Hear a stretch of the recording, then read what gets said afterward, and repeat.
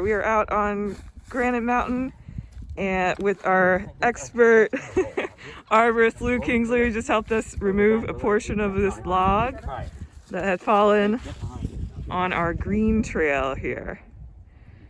So they used a mix of our modern tools, chainsaws, and PVs, which are these pointed objects that help maneuver and move the tension of the log out of the way. Don't go flying now. So here we go. Yeah, make sure it doesn't stay. A little teamwork as we move Go for it. this extremely large, call that a 36-inch diameter breast height. Maybe not 36, 24. And